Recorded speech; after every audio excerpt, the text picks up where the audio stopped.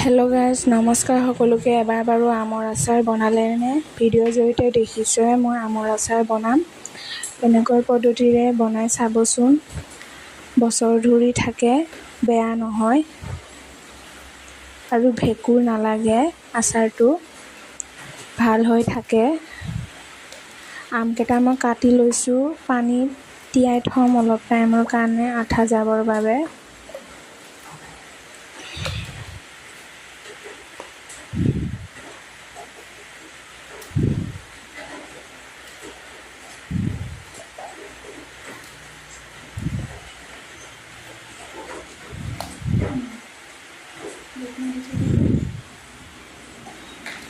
এতিয়া মই পানীৰ পৰা ওলাই দিছোঁ, ৰ'দত অলপ শুকাবলৈ দিম।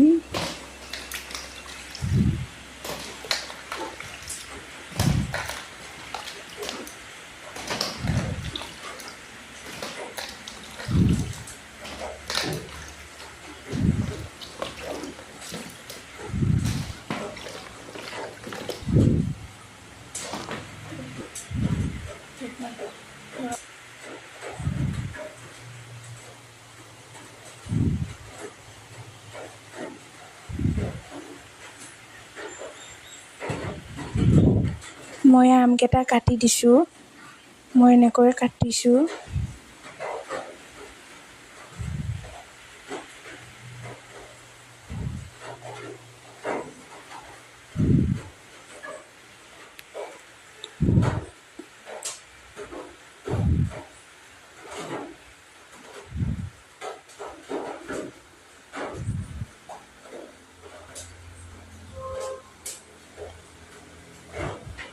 ইয়াত মই নিমখ দিছোঁ, বেছিকৈ দিব লাগে অলপ নিমখ।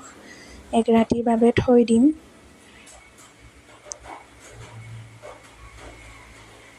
ইয়াৰ নিমখ পানী ওলাব। ৰাতিপুৱাই চালোঁ,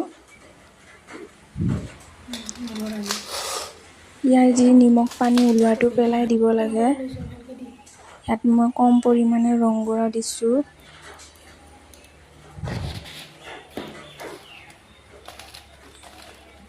ৰ'দত শুকাব দিম।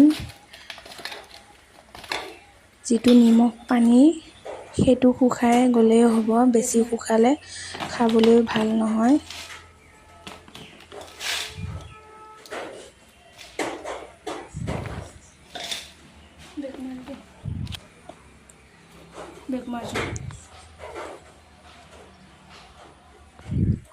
সেয়া শুকাই গৈছে।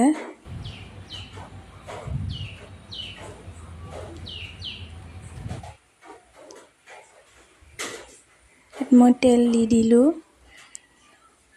বেছি তেল দিয়া নাই, মই মছলা একো ব্যৱহাৰ কৰা নাই। জিৰা, জলকীয়া মছলা, ধনিয়া মছলা ব্যৱহাৰ কৰিছোঁ। আপোনালোকে নিজৰ মতে মছলা ব্যৱহাৰ কৰিলেই হ'ব।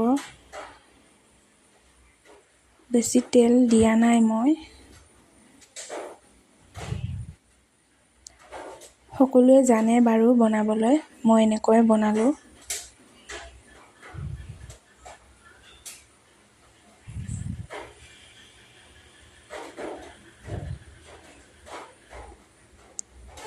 এয়া হৈ গ'ল বনাই।